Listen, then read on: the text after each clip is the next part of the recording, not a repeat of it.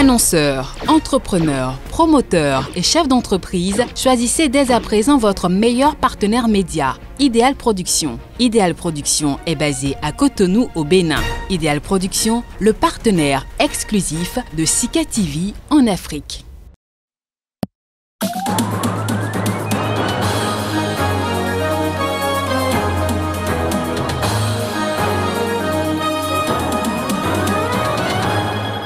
L'armée sénégalaise revendique la prise de camps rebelles en Casamance. Elle affirme avoir perdu 2 soldats au cours de l'opération pour renforcer le contrôle de la frontière avec la Guinée-Bissau.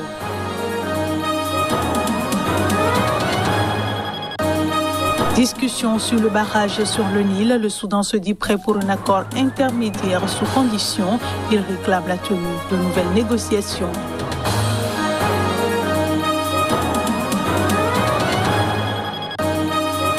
Et puis le Kenya favorable à la réouverture d'ambassades en Somalie. Les autorités ont répondu à une proposition de leurs voisins en vue de la normalisation des relations diplomatiques.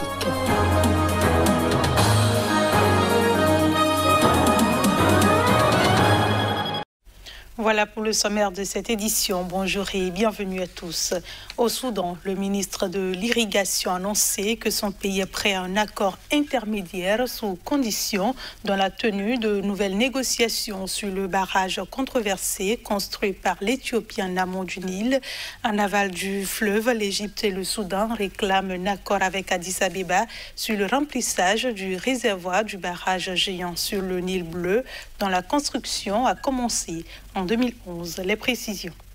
Le Soudan s'est dit prêt ce lundi à un accord intermédiaire sous condition dans la tenue de nouvelles négociations sur le barrage controversé construit par l'Éthiopie en amont du Nil, a annoncé le ministre de l'Irrigation. Ces déclarations interviennent alors que l'Éthiopie, qui a dit avoir opéré la première phase de remplissage à l'été 2020, a annoncé récemment qu'elle procéderait à la seconde phase avec ou sans accord. Le Soudan espère que le barrage va réguler ses crues annuelles, mais craint des effets néfastes si aucun accord n'est trouvé pour le processus de remplissage.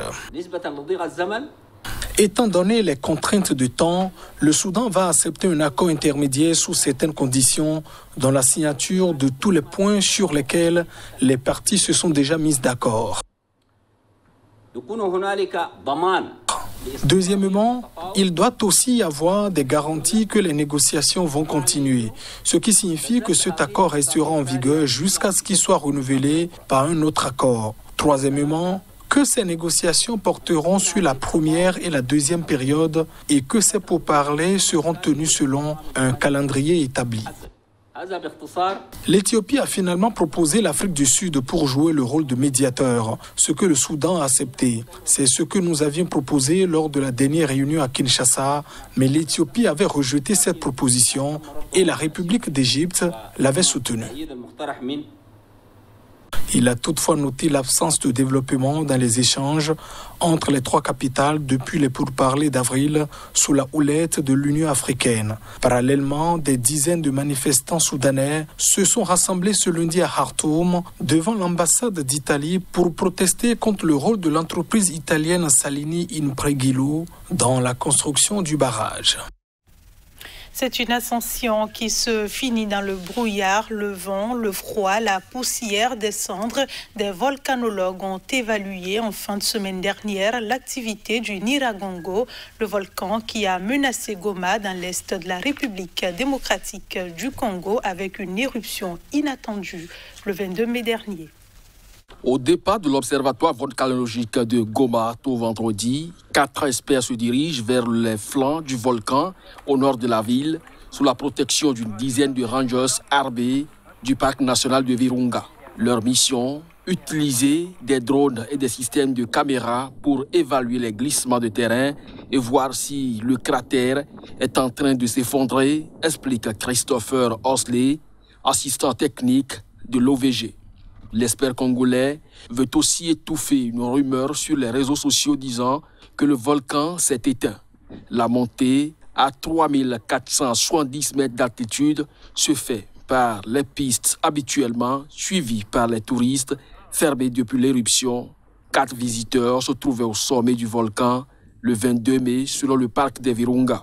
L'arrivée au sommet offre une vue plongeante sur le cratère en train de s'effondrer sur lui-même dans un grondement sourd ponctué d'explosions. La température retombe à 10-15 degrés et le vent souffle fort. Il s'agit de la deuxième expédition de ce genre depuis l'éruption du 22 mai et les répliques sismiques qui ont conduit les autorités à envisager le scénario du pire, coulée de lave dans le lac Kivu et dégagement de méthane et de CO2 mortels pour les 1,2 million d'habitants de Goma.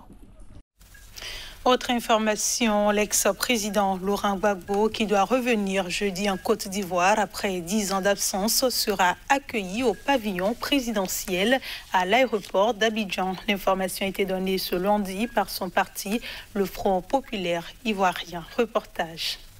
Une conférence de presse pour informer de certaines dispositions pratiques prises pour accueillir l'ancien président Laurent Gbagbo, qui revient au pays après son acquittement par la CPI. Le gouvernement, dans le sens de l'apaisement, n'entend pas déroger à sa parole à propos de ce retour de l'ancien président.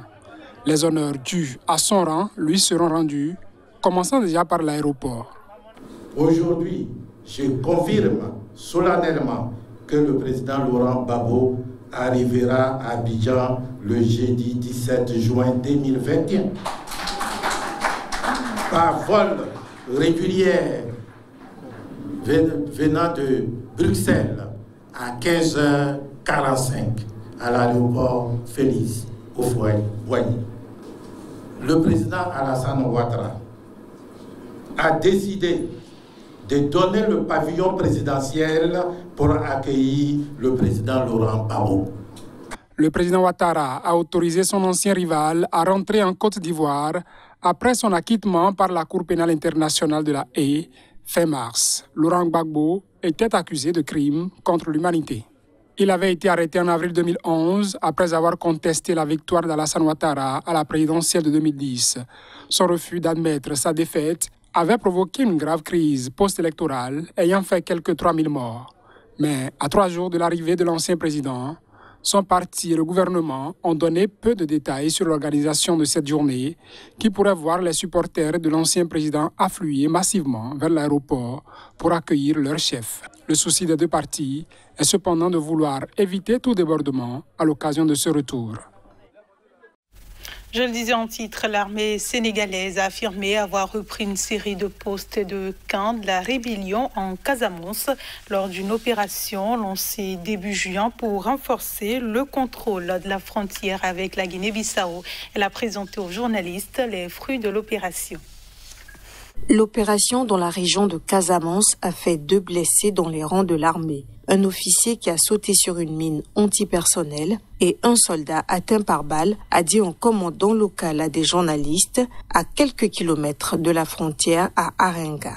Cette offensive est la dernière en date destinée à sécuriser la Casamance et permettre le retour des populations sur les terres dont elles ont été chassées par le conflit. L'armée a pris aux rebelles du mouvement des forces démocratiques de Casamance plusieurs bases autour de Badem et le long de la frontière. Depuis le 31 mai 2021, la zone militaire numéro 5 a déclenché une opération de sécurisation d'envergure pour mieux contrôler la frontière en créant des postes militaires au plus près. L'objectif majeur de cette opération consistait à réaliser les conditions pour un retour en sécurité des populations dans leur territoire d'origine. Abandonné, il fallait quand même créer les conditions de sécurité en procédant à la neutralisation des bandes armées qui sont installées dans cette zone, mais également il fallait effectivement créer les conditions de sécurité en dépolluant la zone qui était effectivement très particulièrement minée. Et cette action de déminage ne peut pas se faire avec les armées seules. Il faudra effectivement aussi l'intervention d'autres acteurs. La Casamance, séparée au nord du Sénégal par la Gambie, est le théâtre d'un des plus vieux conflits d'Afrique depuis que les indépendantistes ont pris le maquis après la répression d'une marche en décembre 1982. Après avoir fait des milliers de victimes et ravagé l'économie, ce conflit a persisté à basse intensité, avec des accès de tension comme le massacre de 14 hommes près de Ziguinchor en 2018. Ces dernières années, le Sénégal a entrepris de réinstaller les déplacés. Et puis le Kenya va rouvrir son ambassade en Somalie dès que possible. C'est ce qu'ont annoncé lundi les autorités de Nairobi, répondant favorablement à une proposition de leurs voisins en vue d'une normalisation des relations diplomatiques entre les deux pays. Le ministre somalien des Affaires étrangères avait adressé ce week-end un courrier à son homologue kenyan, l'invitant à rouvrir la représentation diplomatique kenyane à Mogadiscio, fermée depuis décembre après la rupture par la Somalie des relations diplomatiques entre les deux États. Suivant cette décision unilatérale qui intervenait en réponse aux violations politiques récurrentes et éhontées du Kenya contre sa souveraineté, l'ambassadeur kenyan à Mogadiscio avait été expulsé et l'ambassadeur somalien à Nairobi rappelé.